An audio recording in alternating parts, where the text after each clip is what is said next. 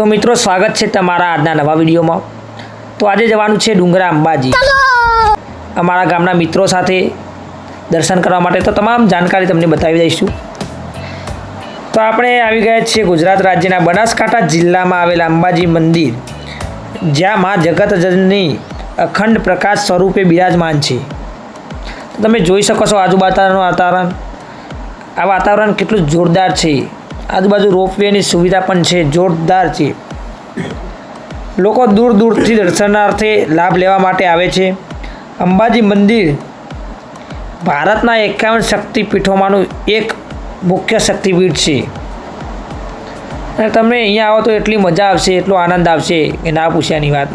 ભાઈબંધો સાથે પગથિયા ચડવાની મજા જ અલગ છે મારા મિત્રો।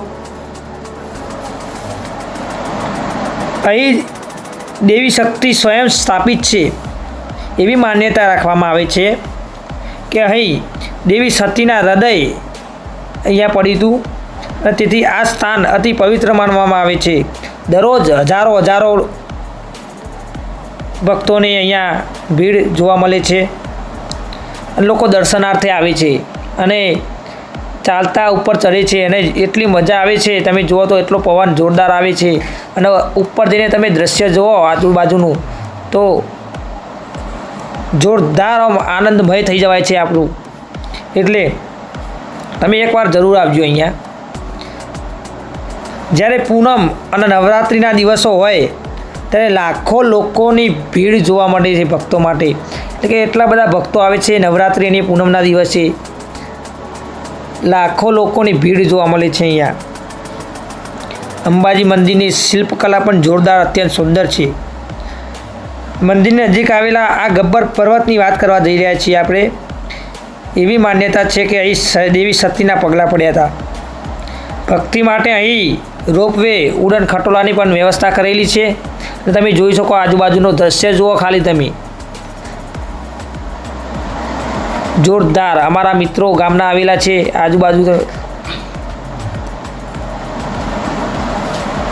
અહીંયા લોકો દૂર દૂરથી ભક્તો આવે છે અને જોરદાર મજા આવે છે। તો અહીંયા આપણે અંત સુધી બન્યા રહીજો તો મજા આવશે। આપણે જો આપણા ગામના મિત્રો અહીંયા આવે છે, જેવા કે પ્રીત, દર્શન, જનક, હર્ષભાઈ, નિકુલ, પ્રીત, પ્રિન્સ અને અજય જેવા મિત્રો છે અને જીર આગળ ગયો છે। તમે ખાલી જુઓ, નજારો ખાલી જોરદાર છે।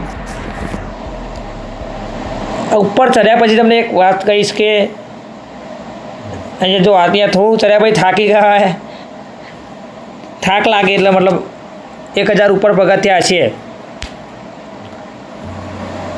જો બધા તમે જુઓ તો જોઈ શકો છો, કારણ કે ઘણા ભક્તો અહીંયા આવે છે। હવે આમાં એવું થયું છે કે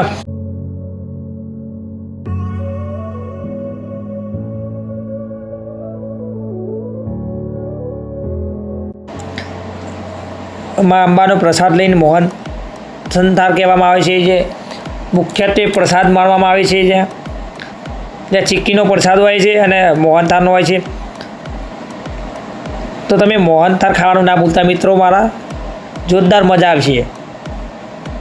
તો હજુ તો ચડવાનું ચાલુ જ છે અને જો જીલભાઈ તો બેસી જાય આગળ જઈને પાછા, પહેલાં દોડ ચડી જાય ઉપર, પછી થાકીને બેસી જાય।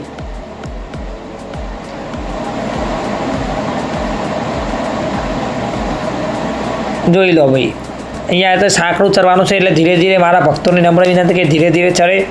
કોઈને અહીંયા મજાક કરવી નહીં, ધક્કામુક્કી કરવી નહીં, કારણ કે જગ્યા સાંકડી છે એટલે ધક્કામુક્કી ના કરવી। હજુ તમારે આગળ બતાવીશ કેવી કેવી જગ્યા જુઓ, તમે જગ્યા જોઈ શકો છો। અહીંયા ઘણી જગ્યાએ પાણીની વ્યવસ્થા કરેલી છે અને બેસવાની પણ વ્યવસ્થા કરેલી છે। જો બધા બેસે, પાણી પીવાનું, બેસવાનું બધું વ્યવસ્થા કરેલી છે। અહીંયા તમે આવું હોય તો ખાનગી બસ, તમારી ખાનગી વાહન, મતલબ સરકારી બસમાં આવી શકો છો। ખાનગી વાહન એટલે કે તમારી ગાડી જેવી વસ્તુઓ તમે લઈને આવી શકો છો। રેલવેની પણ વ્યવસ્થા આગળ હોય છે। ઓકે, આવો કે જય શ્રી રામ। થાકી ગયો? તો જુઓ મિત્રો, હવે સામેનો કેમેરા કરીને મારો મોઢું પણ બતાવી દઈશ। તો પણ જોઈ લો વાતાવરણ જો મોહન તારું ખબર કરી દે કશી વાતો નહીં. જોવા વાસણનો નજારો તમે જોવો જોરદાર લાગે. એક વાર તમે યાર હેડી ભાઈબંધો વખત આવો જોરદાર મજા આવશે. 560 થાય ભાઈ.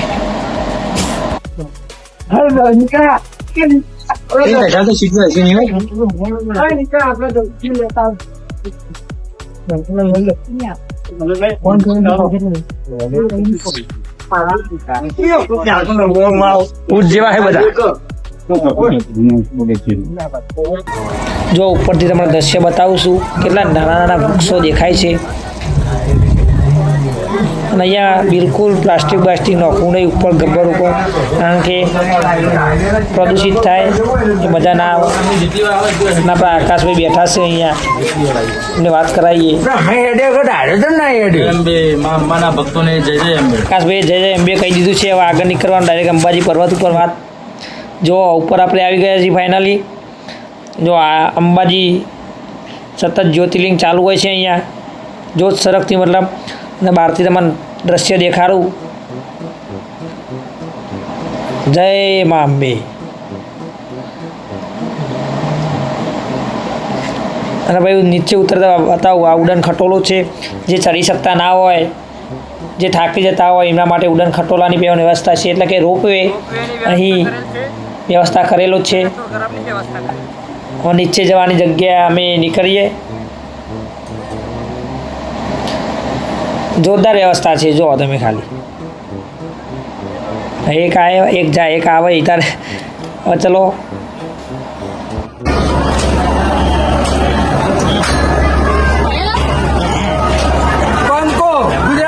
તમારા દર્શન બંકો થઈ ગયા અહીંયા આવી.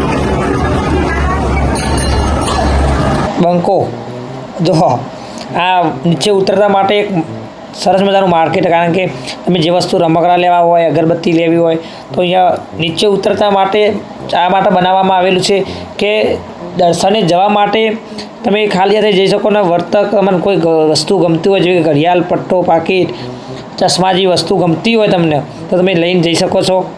એ માટે નીચે ઉતરતા માટે બનાવી છે. લીંબુ શરબતની વ્યવસ્થા છે, ચણાચોર ગરમની છે, જબરજસ્ત આયોજન છે. નાસ્તા પાણીની વ્યવસ્થા રાખેલી છે. તો મને મજા આવે છે. તમે ખાલી હેડીને ચડવાની અને ઉતરવાની મજા અલગ છે. બેસીને તો તમે ઉડન ખટોલામાં બેસી તો તરત આવી જવાનું હોય, પણ આવી વસ્તુ જોવા તમને ના મળે. ઉપરનું દ્રશ્ય તો જોવા આપણે ચાલીને જવાના તો એ મળવાનું જ છે. જો લોકો આ તાર ઉપાડીને લઈને આવે. ચલો તાર નીચે જઈએ.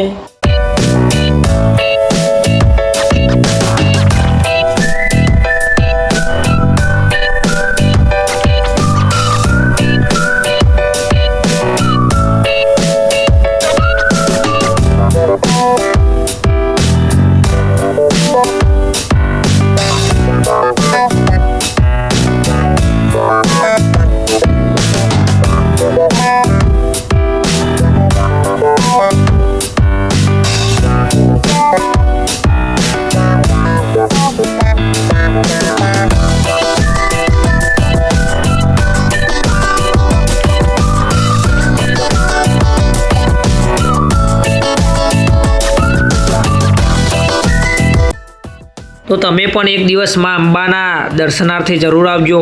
મા અંબે સૌને સુખ શાંતિ અને સંપત્તિ આપે અને જીવનમાં પ્રકાશિત કરે તેવી મા અંબેની પ્રાર્થના.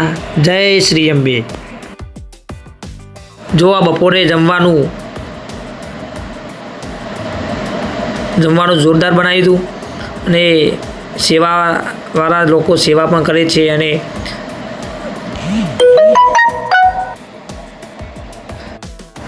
તમે મિત્રો સાથે આવે મજા આવી જાય. એટલે ફરવાની આપણા પ્રવાસ લાયા છે જે એ આયોજન કરતા અરવિંદભાઈ છે આર્યા. અને લોકો ખૂબ આનંદથી ફરે છે. તો ગરમ ગરમ પૂરી આવી ગઈ છે નરેશભાઈ. બે આલી એટલે ખૂટીના પાછળ. મજા આવે એવી વ્યવસ્થા છે. જય અંબે, જય શ્રી રામ.